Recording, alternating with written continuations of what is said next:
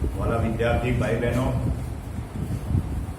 ધોરણ 11 આંકડાશાસ્ત્રમાં બીજા પ્રકરણ માહિતીનું નિરૂપણ, એની અંદર આપણે દ્વિમાપી આકૃતિઓમાં વાત કરી રહ્યા છીએ. એમાં છેલ્લે મેં તમને દ્વિમાપી આકૃતિનો એક પ્રકાર વર્તુળ આકૃતિ વિશે વાત કરી હતી.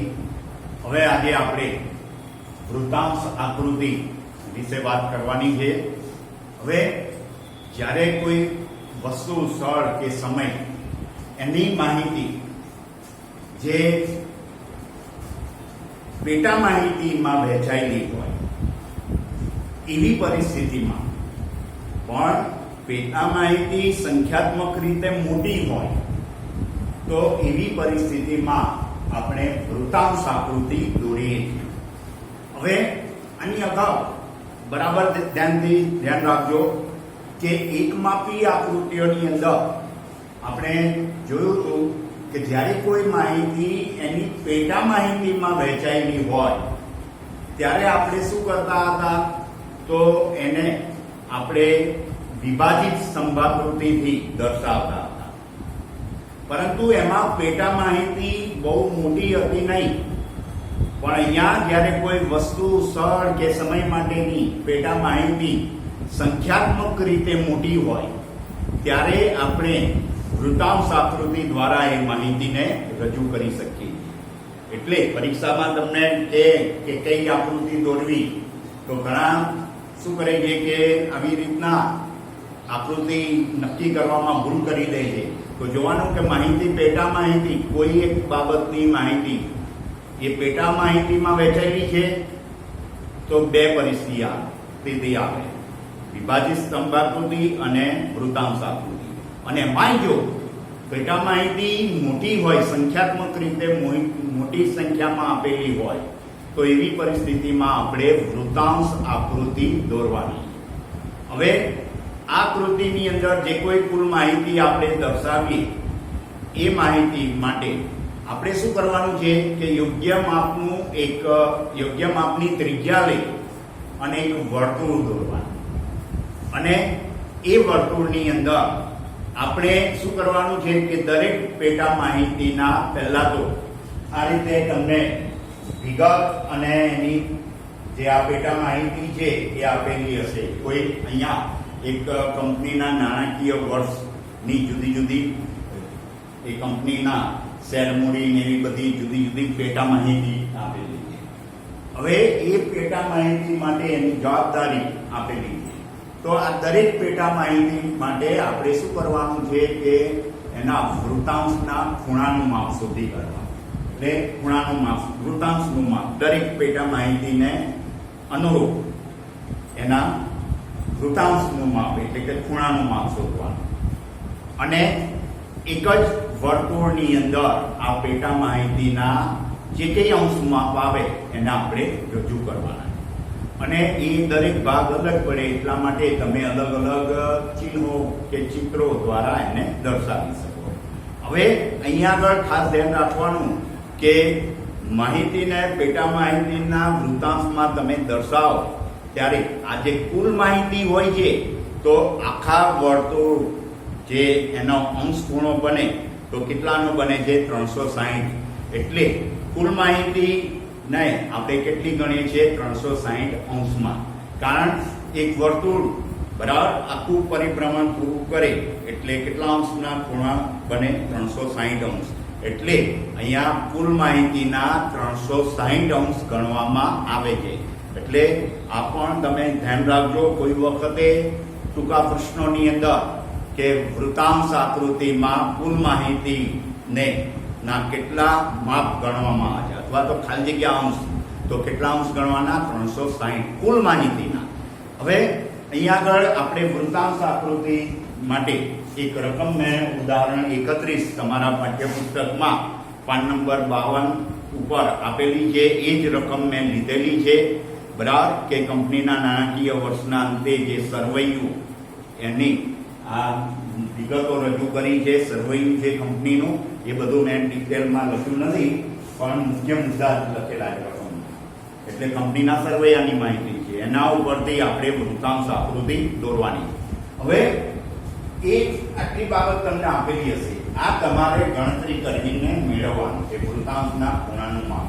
તો અહીંયા આગળ જે વૃત્તાંશના ખૂણાનું માપ, એના માટે આપણે સામાન્ય રીતે આ માપને તો શું કરવાનું છે, આ કુલ માપ આપી દીધું હશે, ના આપ્યું હોય તો આ બધા માપનો તમારે શું કરી દેવાનો, સરવાળો કરી દેવાનો.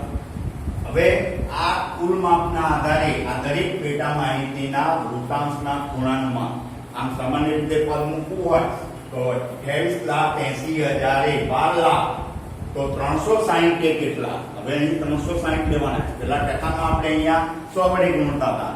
હવે વર્તુળનો આખું વર્તુળના કેટલા અંશમાં વિભાજિત થાય છે? 360 અંશનો ખૂણો બને, આખું વર્તુળ રચાય છે. તો અહીંયા શું થશે? 28,80,000 12 લાખ તો 360 એ કેટલા?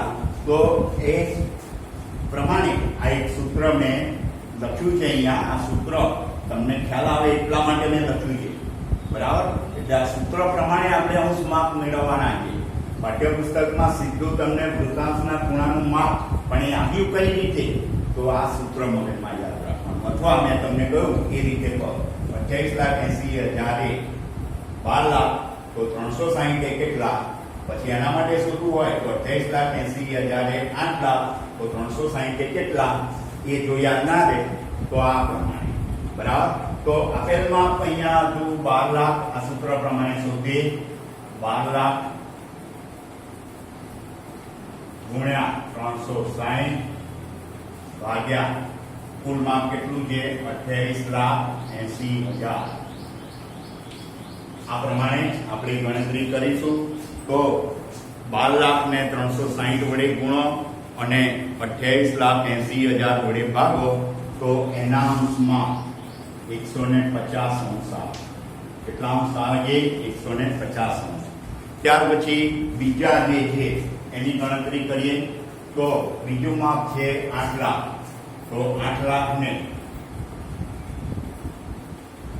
360 વડે ગુણ્યા અને 28,80,000 વડે ભાગીશું તો એની અંદર એ ગણતરી કરીએ કેલ્ક્યુલેટરથી તો આપણે 100 અંશ આવશે. કેટલા? 100 અંશ. ત્યાર પછી એનાથી આગળ 8 લાખ માટે ગણતરી કરી. હવે આવશે એનાથી આગળ આપણને આપ્યા છે 4 લાખ. તો 4 લાખ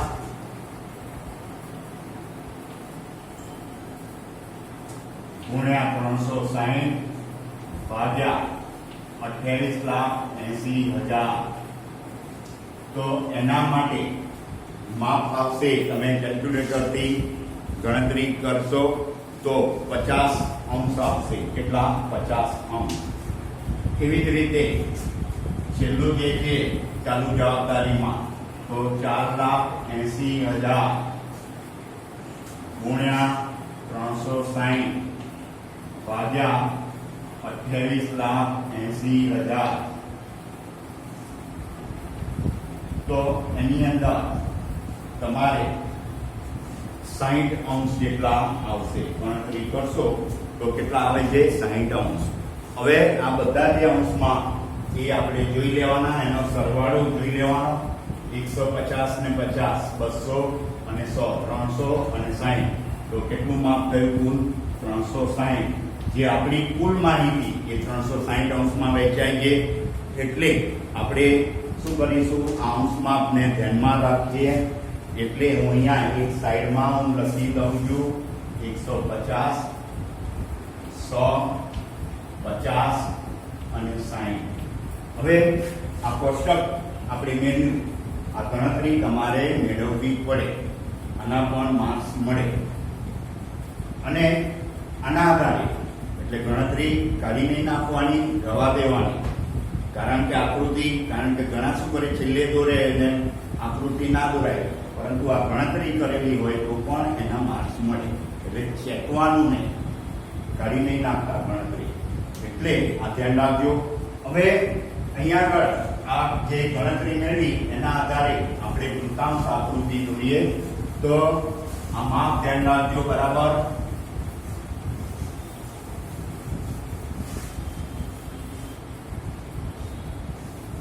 એક વર્તુળ પહેલા તો પરિકર લઈ તૈયાર રહેશો તમે અને એક કોઈ ત્રિજ્યા વાળું વર્તુળ દોરીએ.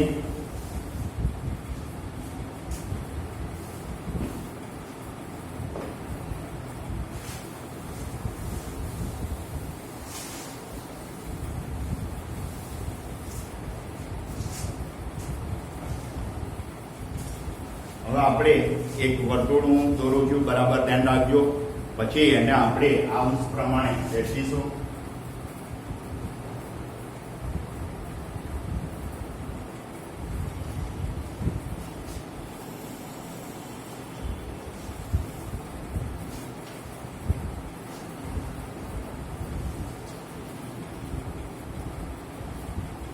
આ રીતે એક વર્તુળ. હવે જો આની અંદર તમારી પાસે આ રીતે ખૂણા માપવા માટે કોણ માપક હોય છે, એક આનો પણ ઉપયોગ થઈ શકે, બરાબર. એ સિવાય આખું વર્તુળ જેને પ્રો સર્કલ આવે તો એના આધારે પણ કરી શકાય.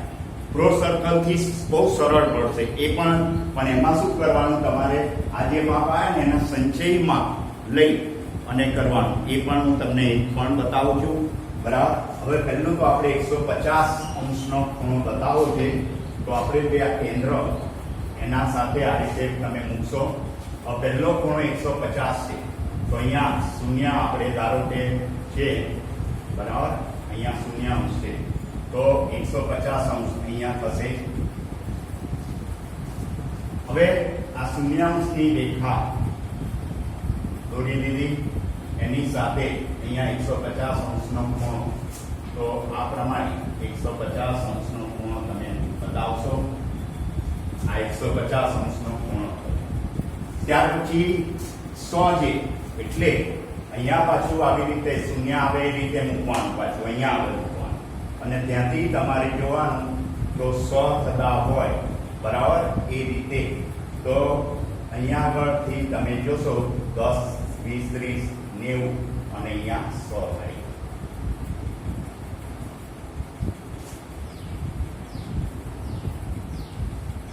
અહીંયાથી આનું માપ 100 છે, એટલે અહીંયા 0 ગણવાનું. હવે અહીંયા આ રીતે મૂકવાનું, ધ્યાન રાખજો, બરાબર. બરાબર.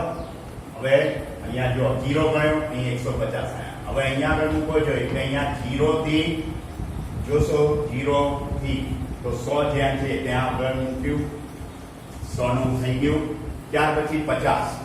હવે અહીંયા બી દરેકના પાસે આટો હોય, કંપાસમાં સાધન પ્રો સર્કલ કદાચ ના હોય, અને જો હોય તો એ પ્રમાણે એનાથી પણ દોરી શકાય.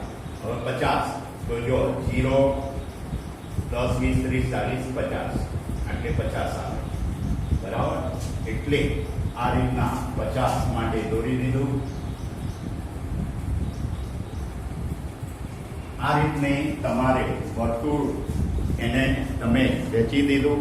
હવે એના માટે જુદા જુદા ભાગો માટે અલગ અલગ આપણે ડિઝાઇન દોરી દઈએ, ચિહ્નો બતાવીએ. ધારો કે આ પહેલો જે 150 વાળું માપ હતું, તો 150 અંશનું માપ કોના માટે હતું? શેરમૂડી.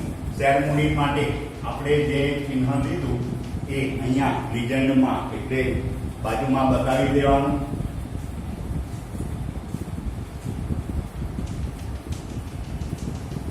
તો એ શેના માટે છે? શેરમૂડી. ત્યાર પછી બીજું ચિહ્ન, બીજી નિશાની કરીએ, એટલે આપણને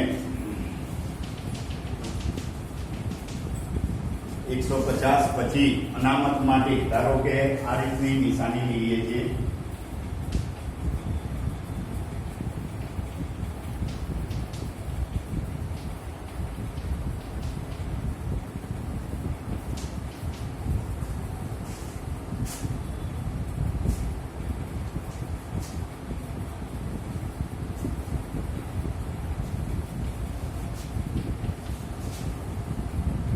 તો એ બીજું જે આપણે બીજા લીધા 100 અંશ માટે, તો એ 100 અંશ હતા આપણા માટે અનામત. તો અહીંયા આગળ શું લખી દઈશું? અનામત. ત્યાર પછી અહીંયા આગળ બીજું કોઈ ચિહ્ન કરીએ.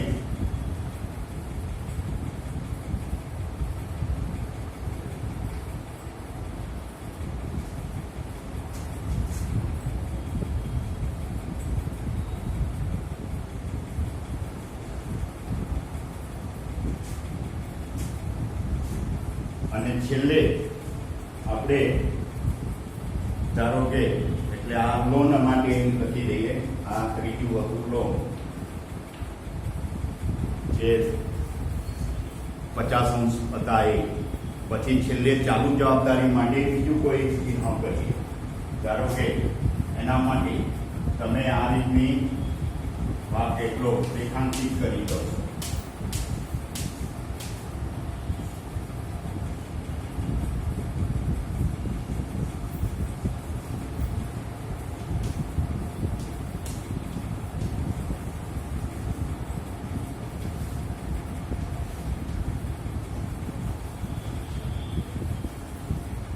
તો એના માટે છેલ્લે લખી દેવાનું, તમારે એનું ચિહ્ન બતાવી દેવાનું.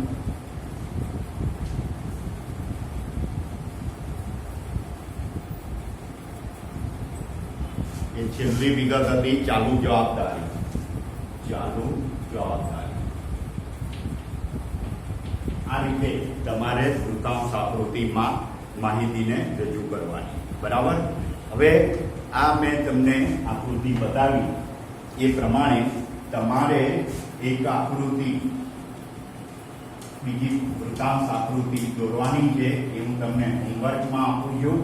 તો તમારે જો એની બાજુમાં જ ઉદાહરણ આપેલું છે 32મું ઉદાહરણ, એમાં 2 કુટુંબ માટે આપેલી માહિતીમાં આ એક કંપનીના સરવૈયાની માહિતી હતી. અહીંયા 2 કુટુંબોના ખર્ચની માહિતી આપી છે.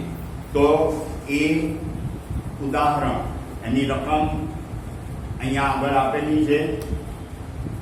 એ જ રકમની આકૃતિ એ 5 નંબર 53 ઉપર આપેલી છે. 52 ઉપર એની વિગત આપેલી છે રકમ, અને એના ઉપરથી આજે મેં સમજાવ્યું એ પ્રમાણે કોષ્ટક મેળવેલું છે અને આકૃતિ દોરેલી છે. તો એ આકૃતિ તમારે એ દોરવાની છે. એ આકૃતિ અને સ્વાધ્યાય 2.3 ની અંદર એ વૃત્તાંશ આકૃતિનો દાખલા નંબર 8 છે. તો એ પણ પૂરા કરજો. બરાબર. Thank you.